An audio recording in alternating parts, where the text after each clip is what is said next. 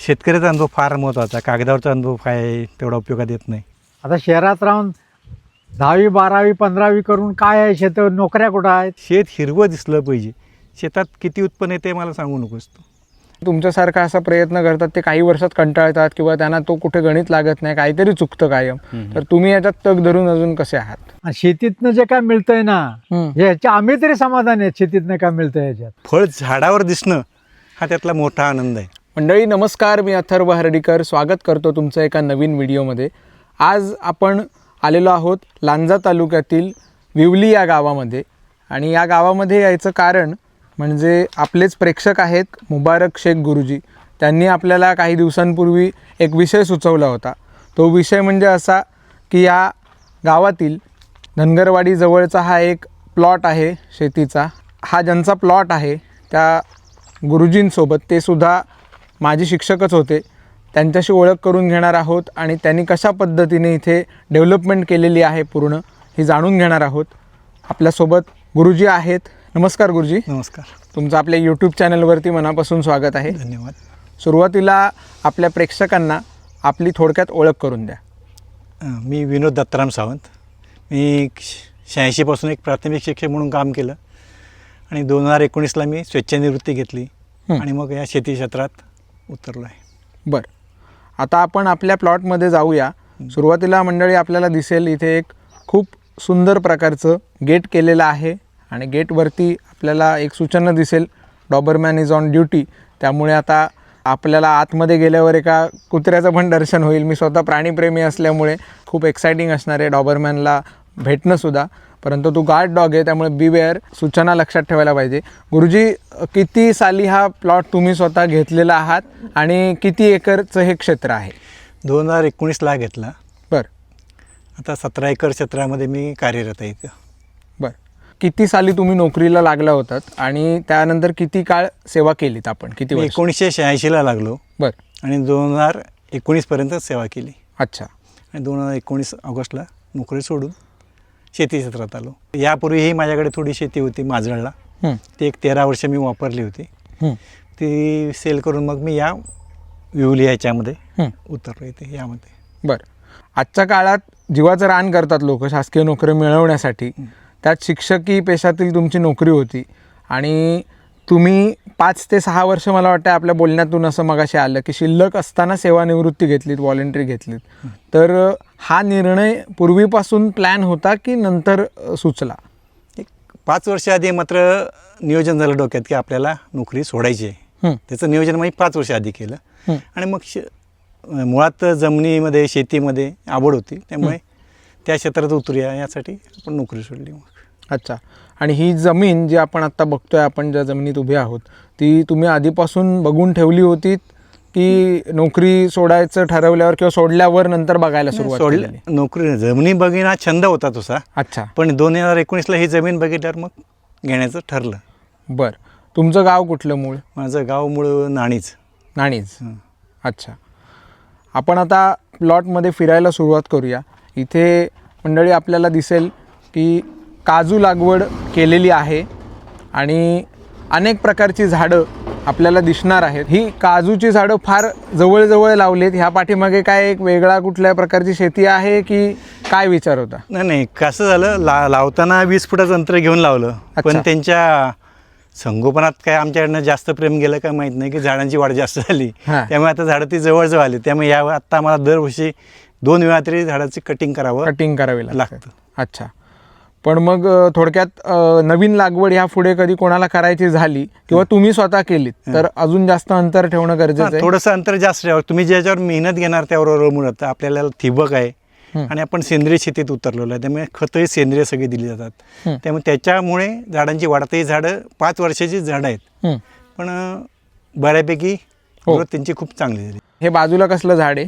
लाल चाफा आहे. तो लाल चाफा. लाल चाफा आहे. यापुढे एक पांढरा चाफा आहे. बरं. आणि अशी बॉर्डरला सगळे आमच्याकडे नारळी लावलेले आहेत. ओके. नारळीमध्ये मध्ये सुपारी आहे किंवा रतांबा आहे, अशी झाडं लावलेली आहेत. चालेल. आपल्याला आता जाता जाता जी वेगवेगळी झाडं दिसतील त्यांचं तुम्ही आम्हाला नक्की परिचय करून द्या, ओळख करून द्या की कुठली झाडं आहेत आणि काय आहेत. म्हणजे शोची झाडं सुद्धा तुम्ही बऱ्यापैकी लावलेली आहात कंपाऊंड लगत. अच्छा. आता ह्या पूर्ण प्लॉटमधलं तुमचं मुख्य उत्पन्न तुम्ही काय सांगाल? मुख्य उत्पन्न आत्ता काजू. काजू. अच्छा. काजू, त्यानंतर केळी आणि मग आमच्याकडे उन्हाळी होणारं आमचं कलिंगड. बरं. ही मुख्य पिकं होतात. बरं. इतर वेळेस आत्ता आम्ही पावसाळ्याच्या ह्याच्या ऋतूमध्ये अजून भात असेल, नाचणी असेल, हळद आहे, शेंगदाणा आहे, ह्या सगळ्या एक एक गोष्टी आम्ही करत राहतो. अच्छा. त्याबरोबर भातामध्ये सुद्धा आम्ही जसं वाडा कोलम करतो, लाल भात करतो. यावर्षी आणखी नवीन प्रयोग म्हणून काळा भातसुद्धा करणार आहोत आम्ही. बरं. आता काजूची किती झाडं लावलेली आहेत आपण आणि कुठल्या जातीतली आहेत? काजूची आमची एक 600 झाडं आहेत. वेंगुर्ला 9 आणि वेंगुर्ला 7 आहे. काय कारण होती जाती निवडण्यामागची? 7 आणि 7ची बी मोठी आहेच, पण नवीन निघालेली जात होती. आणि 9ची सुद्धा बी त्याचबरोबर जसं वेंगुर्ला 4 लावून लोकांना उत्पन्न मिळत होतं, तसंच 9 लावून सुद्धा तेवढंच उत्पन्न मिळतं आणि बी मोठी मिळते. त्यामुळे 9 लावली. अच्छा. 4मध्ये थोडासा आमचा अनुभव थोडासा त्याला खोडकिडा हा प्रकार जास्त होता, म्हणून ते आम्ही टाळलंय 4 लावणं. बरं. 9 आणि 7 लावली. अच्छा. आता 600 झाडांच्यातनं वार्षिक किती टन बिया होतात? या वर्षीपासून तरी आम्ही 2.5 टनापर्यंत गेलो आहे. बरं. आणि याच्यापुढे निश्चित 100% 3-3.5 टनाचं टार्गेट मनात ठेवून जाणार, काम करणार. क्या बात आहे. कारण पहिलं आपलं टार्गेट ठरलं पाहिजे, तर आपण त्या दृष्टीने प्रयत्न करणार असतो. त्यामुळे पहिलं टार्गेट ठरवायचं. बरोबर आहे. गुरुजी, आता या जमिनीत पाण्याचा स्रोत कसा आहे? यामध्ये आमच्याकडे एक मोठी विहीर आहे आमची, हां. साधारण 30 फूट घेरीची, आणि 3 बोर आहेत सध्या. आणि त्याचबरोबर आम्हाला लागून एक कृषी बंधारा आहे गव्हर्नमेंटचा. बरं. त्याच्यातून सुद्धा पाणी आम्हाला मिळतं. अरे वा. त्यामुळे त्या सगळे सोर्स त्यातनं भागवले जातात पाणी. क्या बात आहे. आपण ज्या रस्त्याने चालत आलो, अतिशय उत्तम प्रकारचा असा रस्ता बनवलेला आहे. गाड्या प्रत्येक झाडापर्यंत पोचतील अशा प्रकारचं जवळजवळ नियोजन आहे.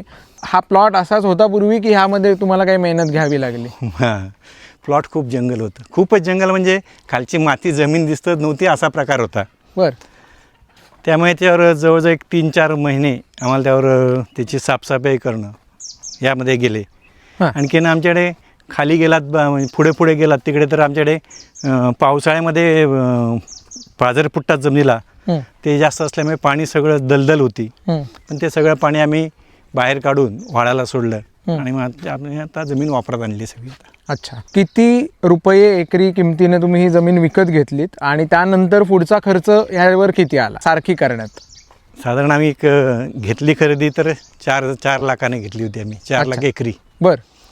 त्यावर खर्च कमी, नुसतं वरचं जंगल काढायला आम्हाला एक 8-10 लाख त्यात गेले. बरं.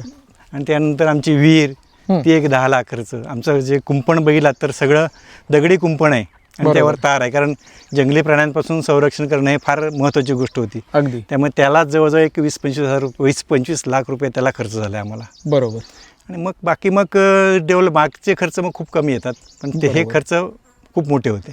आता हा सगळा निधी जो आहे तो तुम्ही कसा उभा केलात? कारण ठीक आहे, एक नोकरीचा काही अमाऊंट नक्कीच असेल, परंतु इतका सगळा शेतीत खर्च आणि चालू खर्च असतो, म्हणजे तेवढा करून तो थांबत नाही, तर त्यापुढे शेती म्हटल्यावर कायम खर्च सुरू असतात. तर निधी उपलब्ध करण्यासाठी तुम्ही कुठची कर्ज किंवा कुठची योजना सरकारची वापरली की कसं काय? अजूनपर्यंत गव्हर्नमेंटचं योजनेमध्ये फक्त सौर ऊर्जेचा पंप आम्ही घेतला. बाकी आमच्या आर्थिक व्यवहारातून झालं, कारण माझी एक पूर्वीची जमीन होती ती विक्री झाली होती. बरं. भाच्याबरोबर भाचा आहे, त्यांची रस्त्याला गेलेली जमीन होती, त्याचे पैसे होते. त्यामुळे ह्या सगळ्या पैशातून आम्ही या गोष्टी आत्तापर्यंत केलेल्या आहेत. अच्छा, म्हणजे कर्ज हा विषय अजूनपर्यंत कर्ज केलेला नाही. कर्ज विषय. बरं. आणि आत्तापर्यंत आता मला वाटतं 19 म्हणजे 6 ते 7 वर्ष अगदी सहज झाली या सर्व गोष्टींना. तर केलेली इन्व्हेस्टमेंट आणि त्यातून येणारं उत्पन्न या दृष्टीने कितपत काय गणित कसं आहे? तेवढा खर्चाच्या दृष्टीने आता उत्पन्न नाही आहे, पण भविष्यात आम्ही, कारण आता आम्ही फक्त काजूचं उत्पन्न चालू झालं आहे आमचं. म्हणजे केळीचं उत्पन्न आम्हाला केळी लावल्या गेल्या वर्षी त्याचं उत्पन्न निघालं, कलिंगडचं निघतंय, भाजी आपण उन्हाळी शेती करतो त्याची, पावसाळी शेती करतो त्याचं निघतंय. पण आमचे नारळ आहेत ते अजून धरायला लागले. ते धरायला लागले की हळूहळू रेग्युलरचं उत्पन्न सुरू झालं की 100% आम्ही याच्यात सक्सेस होऊन जाणार आहोत. बरोबर. पोल्ट्रीचा व्यवसाय त्यातनंही बऱ्यापैकी आमचं चालतं त्यामध्ये. बरं. आंबे आता आम्ही केले, त्यामुळे आंब्याचं कसं झालं, आम्ही 13-14 जाती केल्यात. या इथल्या वातावरणाला आंबा तेवढासा म्हणावा तसा होत नाही. बरं. तरी आम्ही 13-14 जाती केलेत. त्यातनं यावर्षी आम्हाला अगदी बऱ्यापैकी आमच्या कुटुंबांना खाण्याएवढा आंबा इथून निघाला. अच्छा. भविष्यात तोही निघून जाईल. मग त्याच्यातनं आम्ही सुद्धा आमचं उत्पन्न साधन निर्माण होणार आहे परत. बरोबर. किती झाडं आहेत आंब्याची? आंब्याची तरी आता एक 100-125 झाडं आहेत. अच्छा. आणि त्यात प्रामुख्याने कुठली जास्त आहेत? हापूस, आणि आता केशर जास्त लावला आहे. केसर जास्त आहे. केशर जास्त लावला आहे. त्यात मग जवळजवळ 13-14 जाती आहेत. बरं. माया आहे, हं, हं. वनराज आहे, बरोबर. नंतर सुवर्ण आहे, सिंधू आहे. अच्छा. म्हणजे गोवा थोड्याशा मनकोरी. दुर्मिळ जाती लावलेल्या हां, आहात हां. तुम्ही. म्हणजे बाहेर रेग्युलर जो आंबा खायला मिळत नाही तो आपल्याकडे मिळेल. क्या बात आहे. आणि आत्ता गुरुजींच्या बोलण्यातून असं आलं की त्यांचा भविष्यात इथे ॲग्रो टुरिझमचा सुद्धा प्लॅन आहे. हो. तर त्याबद्दल काय सांगाल गुरुजी? आता आम्ही आता सध्या आमचं राहायची वास्तव्यासाठी जे घर बांधले ते थोडंसं बाजूलाच आम्ही आता ॲग्रो टुरिझमसाठी सुद्धा निर्माण करायचं आमचं चालू आहे. सध्या इंजिनिअरिंग प्लॅन चालू आहे. आमचा मित्र आहे राजीव कांबळे म्हणून, त्याकडे आम्ही तो दिलेला विषय. बरं. तो त्याचं नियोजन त्याचं चाललं आहे. सप्टेंबर नंतर त्या कामाला सुद्धा सुरुवात करू. वा. पुढचं वर्ष हे आमचं पूर्णत्वाचं वर्ष असेल ॲग्रो टुरिझमच्या दृष्टीनं. बरं. हे आता आहे तिथे एक 20-22 झाडं आहेत. ही लिंबाची आहेत. लिंबाची? हां. बरं. आणि ती लिंब आता या वर्षीपासून थोडी धरायला लागलेली आहेत. बरं. पण ते आणताना आम्ही आणली होती लिंब अगदी जे धरलेलं फळ धरलेली झाडं आणली होती. पण थोडंसं ते मागे पुढं होतं लिंबाच्या बाबतीत तरी. पण आता बऱ्यापैकी सुरुवात व्हायला लागली. यानंतर आपण पुढे आल्यावर हे जे आहे हे आपल्या कृषी विद्यापीठाचं दापोली त्यांचं करवंद बोल्ट म्हणून जे जात येते बरं. ते कलम आहे. ती 4 कलम त्यातले आहेत. अच्छा. करवंद मोठं असतं आणि चवीलाही खूप छान आहे. वा. त्याला गरही खूप मोठा आहे. त्याचा गर जास्त आहे. क्या बात. बी लहान आहे त्याला. म्हणजे मी स्वतः कोकणात राहणारा असून सुद्धा मला अशा प्रकारचं करवंद आज गुरुजींच्या या शेतात बघायला मिळतं आहे. कारण एवढ्या मोठ्या साईजचं करवंद आत्तापर्यंत आपण कुठेच बघितलं नव्हतं. म्हणजे मी तरी बघितलं नव्हतं. आपल्यापैकी कोणी बघितलं असेल तर मला नक्की सांगा. परंतु जवळजवळ रातांबा जेवढा गुरुजी असतो तेवढ्या साईजचं हे करवंद आहे. आपण मगाशी जेव्हा खाल्लं हे करवंद तेव्हा आपल्या लक्षात आलं की ह्याच्यात बीची साईज आहे ती पण खूप लहान आहे आणि गर जास्त आहे तुम्ही आत्ता म्हटल्याप्रमाणे. आता ही लाल म्हणजे कच्ची आहेत आणि काळं झालेलं पूर्ण पिकं. म्हणजे मला वाटतं आपली गावठी जाते ती फक्त हिरव्यावरून काळी होते आणि इथे ह्याच्यातमध्ये लाल रंग येतो. अच्छा. ही पण तुम्ही मुद्दामून म्हणजे लागवड केलेली आहे? मुद्दामून लागवड केलेली ती. कारण कसं आपण आपले नातेवाईक आहेत, मित्र आहेत किंवा आमचे रिलेटिव्ह आहेत, ते जाताना कुठे गेले तर एखादं नवीन काही झाडं मिळालं तर ते घेऊन येतात. कारण आमच्याकडे काय माहिती आहे, झाड लावायचं आणि त्याचं फळ झाडावर दिसणं हा त्यातला मोठा आनंद आहे. खरं आहे. त्या दृष्टी आम्ही नेहमी प्रयत्न असतो. क्या बात आहे. म्हणजे ह्या वाक्यावरून गुरुजींच्या लक्षात येईल त्यांचं निसर्ग प्रेम असेल किंवा झाडांविषयीची आत्मीयता जी आहे की झाडावर फळ बघण्यात जो आनंद आहे तो ते तोडून खाण्यापेक्षा सुद्धा जास्त आहे हे आपल्या लक्षात येईल. इथे जो आपल्याला स्टँड केलेले हे दिसत आहेत हे कुठल्या वेलींसाठीचे आहेत किंवा काय सोडण्यासाठी केले? हे आपण आता पावसाळी जी भाजी करतो, पडवळ असेल, कारलं असेल, दोडका यासाठी केलंय. बरं. या बाजूला आपण आता टाकलंय, त्यात पूर्णपणे रुजलं नाही त्यामुळे तर राहिलंय. त्या बाजूला जे आहे दोडक्याची वेल ते खूप चांगले आलेत. अच्छा. पडवळाचे आले नाही, त्याला पुन्हा आमचं चालू आहे. बरं. होऊन जाईल पुन्हा. बरं. आणि ही शेड मला वाटतं कुक्कुटपालनची आहे. तिकडे आपण आता एकदा जाऊया. आता एवढा मोठा प्लॉट आहे तर त्याचं तुम्ही सुरक्षेच्या दृष्टीने आता एक कुत्रा विषय आपण मगाशी गेटवरच बोर्ड वाचला, त्या व्यतिरिक्त तुम्ही इथे काय काय व्यवस्था केलेल्या आहात?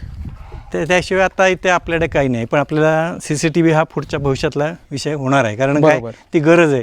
ज्यावेळेस ॲग्रो टुरिझम होईल लोकांचं येणं जाणं वाढणार आहे. आत्तासुद्धा माझ्याकडे काय असतं की आठवड्यातून 1-2 माणसं अशी असते की नुसता प्लॉट बघायला येतात. नुसता प्लॉट बघायला येतात, फिरून जातात, त्यातला आनंद ते घेतात. पण चालू असतं. माझे मित्र येतात, म्हणजे नुसतं लांजातनं कंटाळा आला म्हणून सुद्धा ते इथं येतात. इतकं प्रसन्न वाटतं इथे आल्यावरच. इतकी ही छान तुम्ही डेव्हलप केलेली बाग आहे आणि या पाठीमागे सगळे तुमचे कष्ट आहेत. थोडंसं ह्या कुक्कुटपालन विषयाविषयी सुद्धा तुम्ही माहिती द्या की कशा प्रकारे तुमचं इथे नियोजन असतं. आता इथे ही आमची पोल्ट्री आहे. या पोल्ट्रीमध्ये बऱ्यापैकी माझ्यापेक्षा माझा भाचा आणि आमच्याबरोबर काम करणारे 2 माणसं आहेत तीच जास्त बघतात. कारण मला ह्यांच्या जवळ यायला आवडत नाही, त्यांना खाणं द्यायला इतर ठीक आहे. बरं. त्यामुळे बरीचशी व्यवस्था तेच करतात. अच्छा. आणि त्यांच्याशी त्यांचं रिलेशन खूप चांगलं आहे. आपल्यासोबत गुरुजींचा भाचा आहे ज्यांचा त्यांनी वारंवार उल्लेख केला मगाचपासून. नमस्कार. नमस्कार. तुमचा सुरुवातीला परिचय. माझं नाव प्रीतम पाटोळे.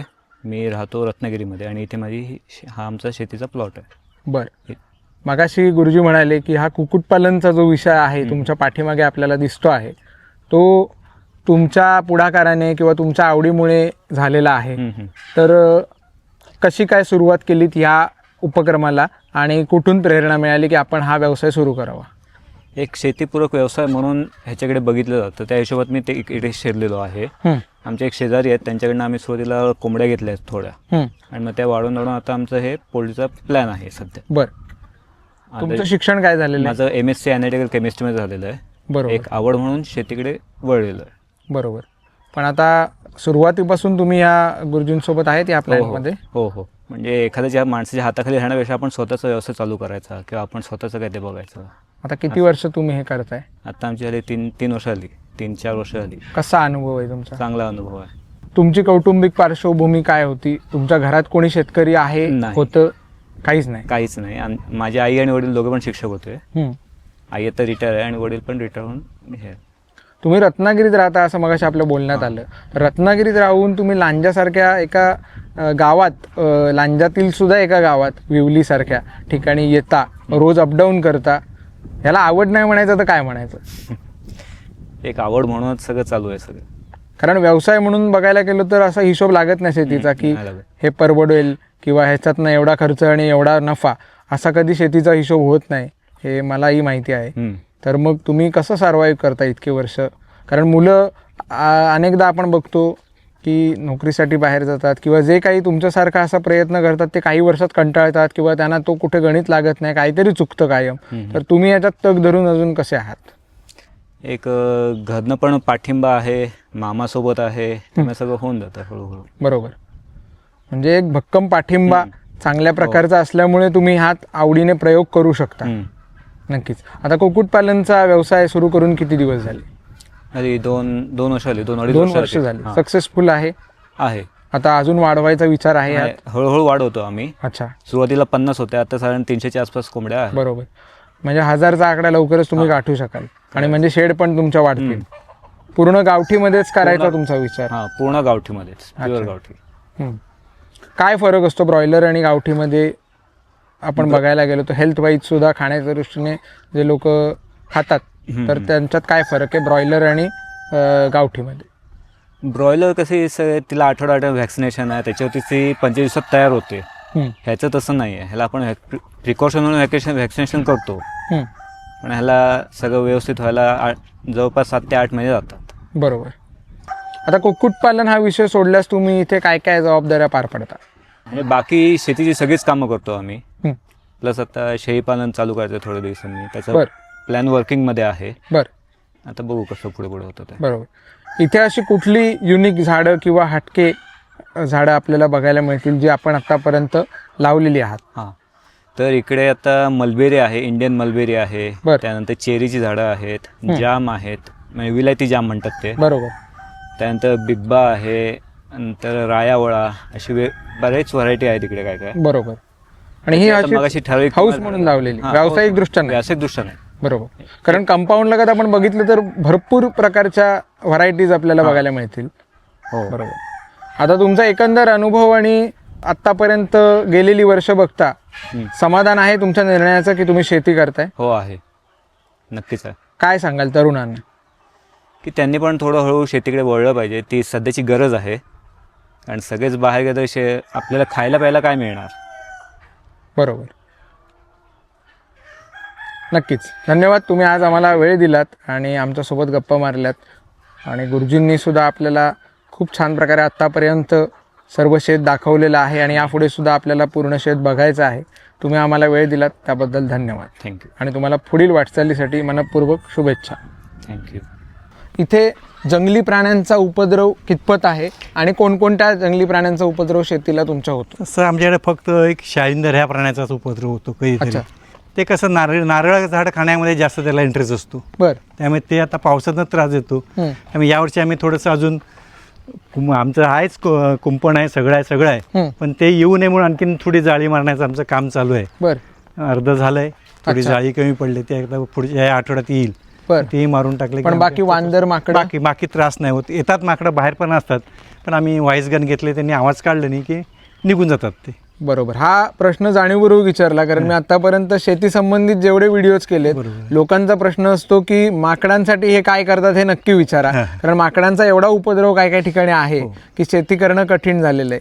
तर ती गन दाखवू शकतो आपण नेमकी कशी आहेत? आपल्याकडे एअर गन आहे, वा, त्याच्याबरोबर व्हाईस गन आहे. बरं, दोन्हीचा वापर आम्ही थोडंसं ज्यावेळेस आपल्याला माकडं लांब दिसतील अच्छा. तेव्हा व्हाईस गनचा वापर अच्छा. करतो. व्हॉइस गन म्हणजे नुसता आवाज हा करते. ती आहे समोर. ओके, अच्छा, ही, ह्याला नुसता आवाज येतो. बर, आणि मग एअर गन अगदीच घार वगैरे कधी आली बरोबर. तर त्यासाठी एअर गन वापरतो. ह्याच्यात काय आहे सायन्स आवाज येण्यासाठी? ह्याच्यामध्ये कॅल्शियम कार्बाईडची पावडर किंवा खडा टाकला जातो, त्यावर बरं. पाणी टाकलं अच्छा, की त्याला गॅस तयार होतो. ओके, आणि गॅस तयार झाला की ते बंद करायचं हां, आणि लायटरने हे स्पार्क दिलं की त्याचा आवाज येतो. बर बर बर, असे क्या बात आहे. आणि ही आहे air gun. Air gun. Okay, air गनचा काय उपयोग कशा पद्धतीने असतो? एअर गन आपल्याला त्याला छोटे झरे येतात बर, ते आपण इथे छरा टाकला, अच्छा, बर, म्हणजे छरा टाकला की पण आम्ही कसं खूप लांबवर फक्त दिसली तरी बरोबर, नुसती भीतीसाठी. भीतीसाठी बरोबर, मारण्यासाठी आता बरोबर आहे. आणि हे गव्हर्नमेंटचं ह्याला काही लायसन्स वगैरे लागतं की लायसन कसं नाही. काय? याला लायसन नाही. लायसन्स वगैरे लागत नाही. अच्छा, पण एक प्रकारे दहशत बसवण्यासाठी हो, हो. आणि कुठेतरी पळवण्यासाठी फक्त आपण त्याचा वापर करतो. म्हणजे या दोन गोष्टी शेतकरी वापरू शकतात. हं. पण ह्याच्यासाठी कंपल्सरी थोडक्यात शेतात माणूस असणं, राखण असणं गरजेचं आहे.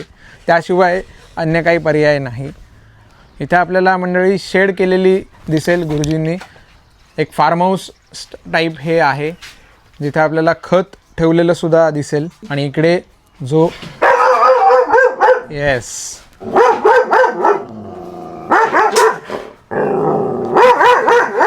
हा आहे डॉबरमॅन.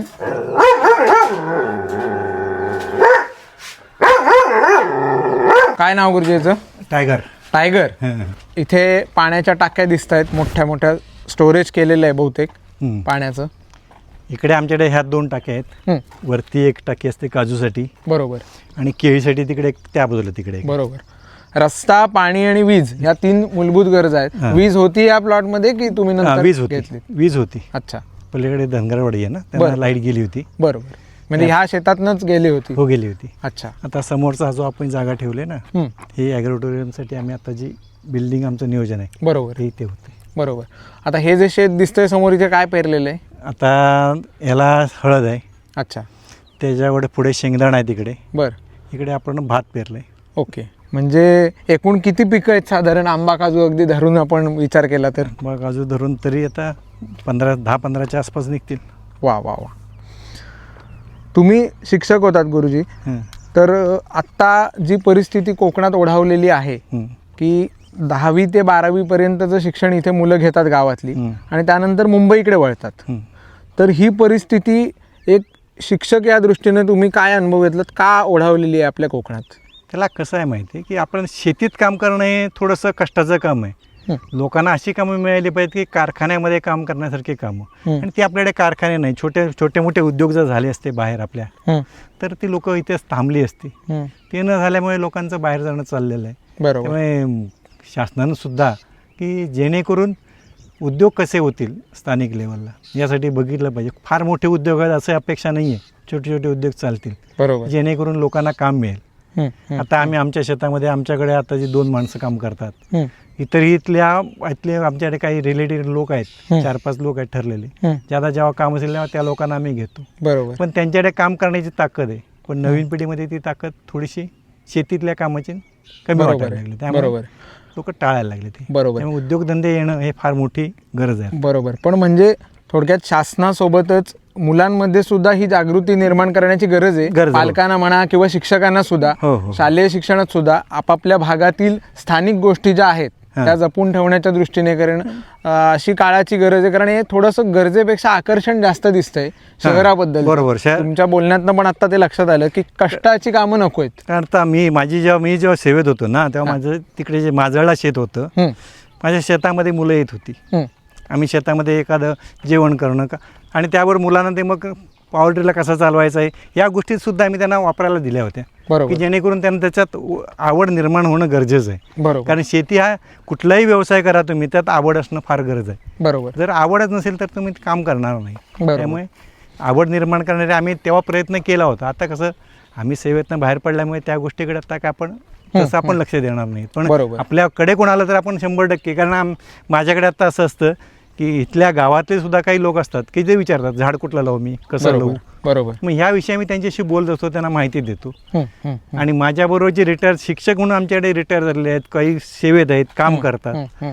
तेही विचारतात शेतातला आज हे असं असं झाड झालं, याचं काय करायचं आपल्याला. बरोबर आपण त्यावरून त्यांच्याशी बोलत असतो, बरोबर कारण हे गरजेच्या गोष्टी आहेत. बरोबर माहिती देणं अगदी. आणि ती प्रामाणिकपणे देणं हे त्यात गरजेचं आहे. नक्कीच नक्कीच.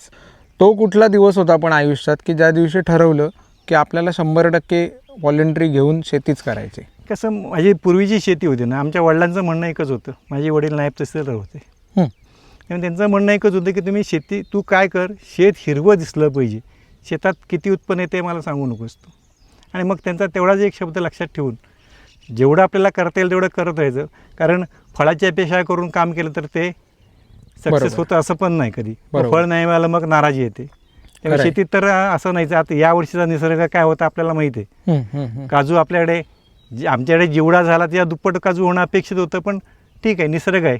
बरोबर त्याच्यावर नाराज झालं तर तुम्ही पुढे जाऊ शकणार नाहीत. बरोबर पण अपेक्षा ठेवायची, पण त्यामुळे अपेक्षेमुळे नाराजी येणार नाहीची पण काळजी घेणं गरजेचं आहे. बरोबर.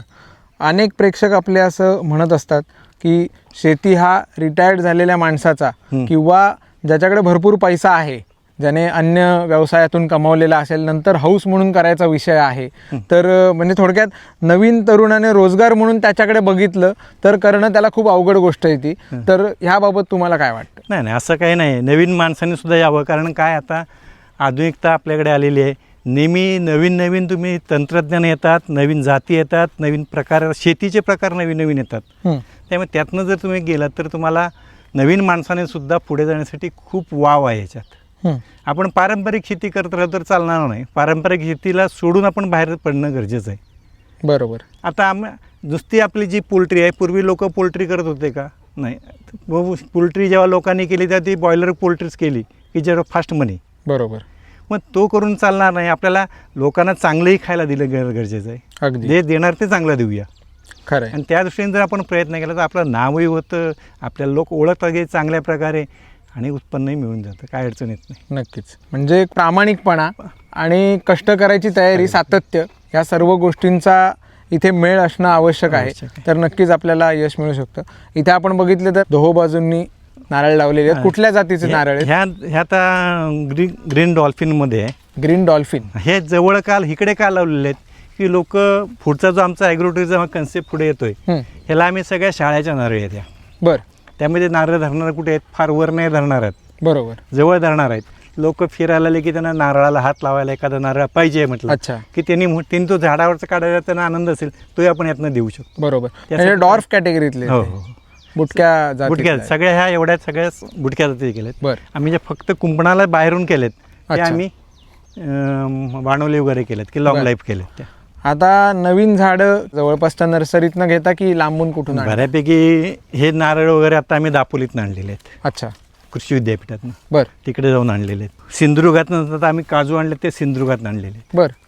कारण अच्छा. जिथे चांगलं मिळेल तिथे जाऊन आणणं गरजेचं राहतं. बरोबर. कारण सगळेच नर्सरीवाले काही स्वतः तयार करत नाहीत. अगदी खरं आहे. मग ते ह्याच्याकडनं आणि त्याच्याकडनं असा प्रकार असतो. मग आपण त्यापेक्षा ज्याच्याकडे मूळ तयार होतं बरोबर. तिथपर्यंत जाणं गरजेचं आहे. लांज्यात सुद्धा काही नर्सऱ्या खूप छान आहेत, त्यांच्याकडेही आम्ही जातो, नाही असं नाही. बरोबर. काय काय चॅलेंजेस आहेत आज कोकणात शेती करताना? आपण जसं सांगितलं, तुम्ही पूर्वी नोकरीत होता, तुमचे वडीलसुद्धा नोकरीत होते, तर कौटुंबिक पार्श्वभूमी किंवा कुटुंबातली लोक शेतीत नसताना प्रत्यक्ष ॲक्टिव्हली पिढ्यानपिढ्या, जसं काही घराण्यांच्यात आपण बघितलं तर सर्व कुटुंबातील सदस्य शेतीत असतात, परंतु तुमचा तसा काही बॅकग्राऊंड नसताना तुम्ही आज शेती निवडली आणि 5 ते 6 वर्ष शेती तुम्ही करताय, हे सगळं तुम्ही उभं केलेलं आहात. तर तुमचा अनुभव कसा आहे आणि चॅलेंजेस त्यातली काय आहेत? शेतीचं कसं होतं, आपल्याकडे उत्पन्न चांगलं निघतं, काही अडचण येत नाही. झाडांची मेहनत घेतली की उत्पन्न निघते. फक्त आपल्याला बाजारामधला जो दर मिळतो त्यामध्ये फार मोठ्या समस्या आहेत. अच्छा. आणि आपल्याकडे लांजा शहर लहान राहिलं, त्यामुळे व्यापारी मर्यादित व्यापारी आहेत. त्यामुळे त्यांच्याकडनं आपल्याला अपेक्षित दर मिळतातच असं होत नाही. बरोबर. आणि यासाठी मी काही आमच्या मित्रांच्या ह्याच्या माध्यमातून की आपण ह्याच्यासाठी काय केलं पाहिजे यासाठी आम्ही प्रयत्नात आहोत, मी सुद्धा स्वतः. बरं. कारण मग आम्ही गेल्या वर्षी केळी काढली, केळी आमची बरोबर सीझनला तयार झाली, पण कसं झालं त्यावेळेस घाटावरती केळ्यांचा एवढा उत्पादन झालं की दर पडले. अच्छा. मग आपण काही फार मोठी शेती न केल्यामुळे काय होतं, थोड्या शेतीमध्ये आपण मग अडचणीत जास्त येतो. बरोबर. मोठी शेती असेल तर कसं ते मागचा पुढचा विषय करून पुढे चालता येतं. बरोबर. तसं होत नाही. आपल्याकडे रिसेलची जी म्हणजे बाजार व्यवस्था आहे त्यात आपल्याकडे काहीतरी सुधारणा होणं गरजेचं आहे. बरोबर. आणि लोकांना सेंद्रिय आहे हे चांगलं आहे हे समजेपर्यंत खूप वेळ जातो, लोकांना समजेपर्यंत. बरोबर. आता माझंच बघा, आम्ही पोल्ट्री चालू केल्यानंतर काही माझे मित्र आहेत की जे आज गावठी अंड, बरोबर, बाजारात सुद्धा अंडी मिळतात, पण ते एकदा त्यांनी गावठी अंडी त्यांनी जेव्हा खाल्लेत, म्हणजे सुरेश कोळेकर सारखे मित्र आहे आमचे, कधी बाहेरचं अंड घेणार नाहीत. अच्छा. आणि स्वतः घेतात ते घेतात आणि मला दुसऱ्यांना द्यायला सुद्धा त्यांच्या माध्यमातून आपण देत असतो. वा. म्हणजे हे सगळं चालेल तरच आपण पुढे जाणार आहोत. क्या बात आहे. खरं आहे.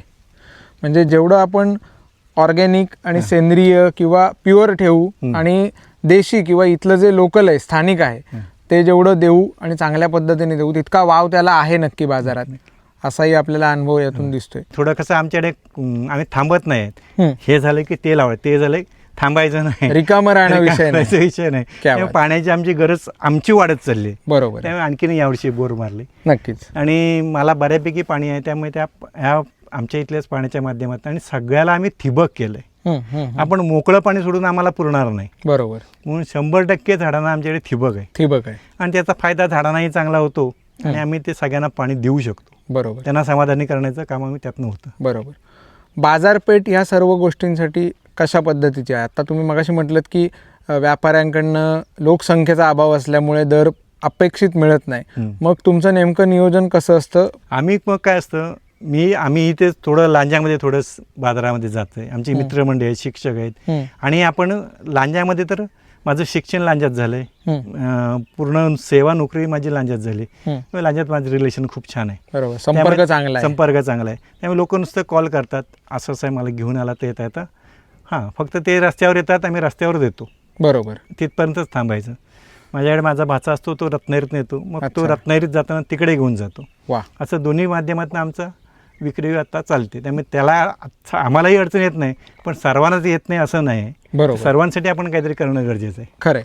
आणि इथे रोजगार उपलब्ध तुम्ही एक प्रकारे करून देत आहे, कारण इतकं मोठा व्याप सांभाळायचा म्हणजे स्वाभाविकपणे आपल्याला माणसांची गरज असते. तर ती माणसांची गरज तुम्हाला आहे, पण तुमची गरज भागते का? हो, स्थानिक पातळीवरून गरज भागते. कारण आमच्याबरोबर काम करतात. आम्ही कामगार म्हणत नाही, आमच्याबरोबर आम्ही त्यांच्याबरोबर, ते आमच्याबरोबर, असं आम्ही काम चाललेलं असतं. आम्ही कधी असं दिसत नाही की मालक तिकडे बसलाय आणि काम चाललंय, असं होत नाही कधी. आम्ही मिळून काम करतो. आणि गावातली काही माणसं आहेत ते आपल्याबरोबर कनेक्टेड आहेत, त्यामुळे त्यांच्या कधी अडचणी असेल तर आम्ही त्यांना मदत करतो आणि इतर वेळेस ते आमच्याबरोबर असतात. बाजूच्या प्लॉटमध्ये असणारे आमच्याकडे चौगुले म्हणून आहेत, तेही आमच्याबरोबर असतात. त्यांना कधी मदत लागली तर आम्ही त्यांच्या शेतात जाऊन सुद्धा काम करतो बाजूला. कारण तरच ते आमच्याकडे येणार आहेत. बरोबर. कारण एकमेकाला सहकार्य करणं ही फार मोठी गरज आहे. तर सहकार्य हा शेती होत नाही. बरोबर आहे. म्हणजे स्पर्धात्मक कुठेही दृष्टिकोन न ठेवता सहकार्याची भूमिका, आणि जे आपल्याला आपला कोकण भाग सोडून आपण वरच्या घाटावरच्या भागात गेलो तर तिथे जो सहकार दिसतो, एकमेकांच्यात कोऑर्डिनेशन ज्या पद्धतीने असतं, त्यांचे ग्रुप असतात, आणि त्यामुळेच त्यांच्याकडे एखाद्या गोष्टीसाठी ते न्याय आणि हक्कासाठी जे एकत्रितपणे शेतकऱ्यांच्या बाबतीत आपण बोलायला गेलो तर एक चांगला ग्रुप असतो त्यांच्याकडे. तो त्या पद्धतीचे तुमचे विचार आहेत, हे बघून आनंद झाला. आपल्यासोबत शेजारच्या प्लॉटमधले काका आहेत. काका नमस्कार. नमस्कार. तुमचं नाव सांगा सुरुवातीला. शांताराम बुधाई चौगुले. अच्छा. मला सांगा, आता तुमच्याच बाजूचा प्लॉट आहे गुरुजींचा, तर 5-6 वर्षात त्यांनी हे सगळं डेव्हलप केलेलं आहे. होय होय. तर कसा अनुभव आहे एकंदर? अनुभव चांगला आहे त्यांचा. काय तुम्हाला असं वाटलेलं आहे करू शकतील एवढं सुरुवातीला वाटलं नव्हतं, पण नंतर त्यांनी करायला सुरुवात जेव्हा केला नाही ती जोमाने केला नाही एकदम. बरोबर. आणि चांगल्या पद्धतीत तिने पार पाडला नाही आजपर्यंत. बरोबर.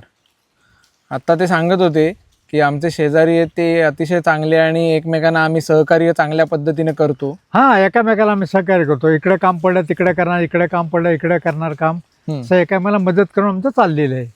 आता शहरात राहून 10वी 12वी 15वी करून काय आहे, शेत नोकऱ्या कुठं आहेत, आणि शेतीतनं जे काय मिळतंय ना, ह्याच्या आम्ही तरी समाधान आहेत शेतीतनं काय मिळतंय ह्याच्यात. बरोबर. पण ते कष्ट केले पाहिजेत. आताची पिढी काय आळशी म्हणायची झाली. आळशी झाली, आताची पिढी आळशी झाली आहे ना. होय. आता हे सावंत गुरुजी स्वतः टिकाव पावडा घेऊन काम करतायत. होय ना. हा, ते मालक म्हणून फिरत नाहीत. बरोबर. जे काम पडेल ते स्वतः पण ते वाकायची तयारी आहे त्यांची, म्हणून त्यांनी एवढं काही डेव्हलपमेंट केला नाही. बरोबर. आता नुसतं खिशात शेट म्हणून खिशात हात घालून राहतात ना, तर काय एक झालं नसतं एवढं. बरोबर आहे. शेतकरी म्हटल्यावर स्वतः शेतात हा, राबलं स्वतः पाहिजे. स्वतः राबलं पाहिजे. स्वतः वाकल्याशिवाय काही सुद्धा होत नाही. बरोबर. स्वतः मेल्याशिवाय स्वर्ग दिसत होय नाही. होय. कसं आहे. आता त्यांचा भाचा सुद्धा आहे तो, हा. तो पण सकाळपासून संध्याकाळी 6 वाजेपर्यंत कामच करीत असते. बरोबर. स्वतः मालक म्हणून ते राहत नाहीत. कष्टमय जीवन आहे, पण रात्री समाधानाची झोप आहे. हा, होय की नाही. जे आपण दिवसभर काम करतो ना, हा. त्याचं मोठं समाधान मिळतं. बरोबर. आणि आता ह्याच्यातले लोक कमी झालेत हा. अशी करणारे, काम करून समाधान घेणारे. होय. काम न करता प्रत्येकाला समाधान पाहिजे. समाधान पाहिजे. असं. चालेल. धन्यवाद. धन्यवाद. तुम्ही आम्हाला आज वेळ दिलात. थँक्यू. ते मला वाटतं केळी केलेली आहेत. कुठल्या जातीची केळी आहेत, किती वर्षांची ही झाड आहे. G9ची केळी आहेत ही. अच्छा. गेल्या वर्षी लागवड केली पावसाळ्याच्या थोडंसं आधी. यावर्षी पावसाळ्या आपल्या नोव्हेंबरला आम्ही पहिला सगळा सीझन, नोव्हेंबर ते जानेवारी यातली आम्ही सगळी केळी काढून दिली. आता जी केळी दिसतात ही त्याला आलेला फुटवा आहे. म्हणजे दुसरं पीक आहे आमचं. बर. आणि याच्या पुढचं आणखीन एक पीक घेतलं जाईल. पण काय झालं यावर्षी आत्ता ह्या पावसाळ्याच्या सीझनला जूनच्या सुरुवातीला 8-9 जूनला एक जो वारा आला त्यात आमची जवळजवळ 40 ते 50 झाडं मोडली. अरे बापरे. आणि परवा दिवशी परत पाऊस आला. परवा दिवशी एक 10 मिनिटच वादळ आलं. त्या वादळात सुद्धा तशीच परिस्थिती झाली, पुन्हा झाडं पडलेली आहेत. बरोबर. त्यामुळे ते नुकसान होतंय. आता काय ह्या नुकसानीला शासन काय आपल्याला करणार नाही. बरोबर. कारण ते की व्यवस्था तशी आहे. बरोबर. ठीक आहे, आपलं करत राहायचं. खरंय. आणि त्यावर आपण काय बोलण्यात अर्थ नाही ना. खरंय. खरंय. आता हे रान बिन साफ करणं म्हणजे नेहमीचाच विषय हो. असतो तुमचा, आता आमच्याकडे ग्रास कटर आहेत. 2-3 ग्रास कटर आहेत. बरोबर. कधी कधी जास्त वेळ असेल तर आम्ही 3घही जण ग्रास कटर घेतो बरोबर. आणि चालू असतं. पण ते कधी गवत मारायचं औषध वगैरे काही तुम्ही वापरता कधी. काही वेळेस वापरावं लागतं, नाईलाज होतो मग कधी कधी. बरोबर. कारण आम्ही ग्रास कटरने 3-3, 4-4 वेळा मारावं लागतंय, तेव्हा ते आमचं निघून जातं. अगदीच जास्त झालं तर मग तिथे थोडा ह्याचा वापर करावा लागतो मग. बरोबर. कारण क्षेत्रही तेवढंच मोठं आहे. होय.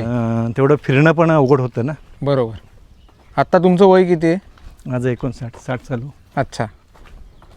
तुमचा हा रोजचा व्यायाम आहे एवढं सगळं शेत फिरणं. हां. आणि आपण घरात बसून तरी काय करणार.